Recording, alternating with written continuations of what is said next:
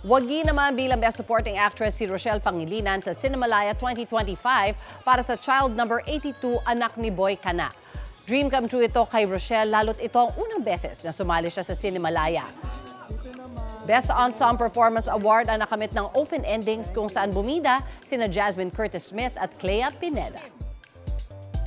Wala talaga sa hinuha. Hinuha talaga na mananalo ko kasi ang gagaling ng mga artista dito, and nandito ako to experience yung awarding ng Cinemalaya. Sa community natin, kitang-kita na sabik sila makapanood ng ganitong klaseng pelikula. Kaya sana naman this time, hanggat sa mga susunod na taon, sana maging normal na siya. I guess people just need to be more open-minded and to have space for that because maraming kwentong kailangan ibahagi sa mga Pilipino.